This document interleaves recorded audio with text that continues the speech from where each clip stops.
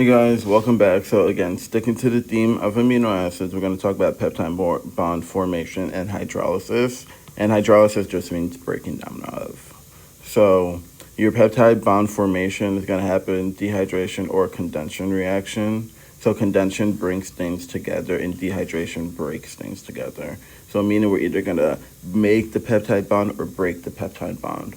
If we go to a specific definition of a peptide bond, we're just going to say it's a bond is an amine bond between a carboxyl group and one of the amino acids to another. Okay, so we're going to talk about the mechanism rather than do it because really you don't need to do it, right? So what's going to happen is we're going to have a nucleophilic attack by the amino group on the electrophilic carbon. So electrophilic and nucleophilic. So it's nucleophilic because the NH2 group has lone pairs, so it makes it a nucleophile. And then the OH group, if we draw our resonance structure, see this carbon here is positive.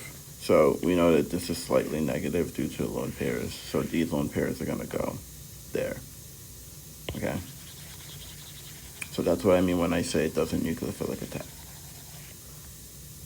So this is usually how peptide bonds are written in red. So N terminus to C terminus, okay?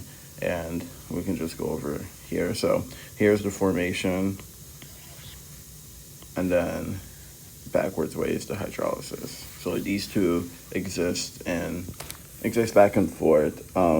So now then let's go over what I meant by N to C. So your N terminus is always going to be here and your C terminus is always going to be there, okay? You're always going to read N to C regardless. And this, also when you make amino acid bonds, you're also going to be reading N to C.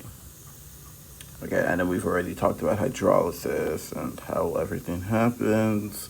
So I guess some important characteristics, I would say, these are some conceptual questions you can get. So definitely, hint, know this. Okay, you should 100% know peptide bonds cannot rotate freely. And you should definitely know this. Okay, you need to know that they're rigid and polar due to the partial body double bond character. And what I mean is, if we have a partial double bond character, again, because if we draw a resonance structure,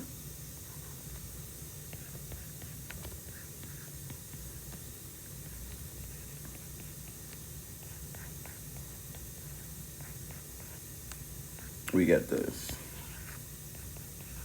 So this now has partial double bond character because you see how it can be a double and a single bond. It might be like 80% this, 20% this, but still exist, okay? So those two are super important. We have a few enzymes that you use, so definitely know, okay, now this whole section should 100% that will be, you'll see that. So trypsin, you know, just cleaves at lysine and arginine, okay? Chemotrypsin cleaves at the carboxyl ends of these three, okay? Phenyl, as you can see, it's the three aromatics, right? So definitely remember that, right? So all three of these are aromatic, right? Phenylalanine, tryptophan, and tyrosine. And then if you notice, these two are positive, basic. So definitely something you could use to help you remember it. And again, they help increase the rate, right? Because they're enzymes.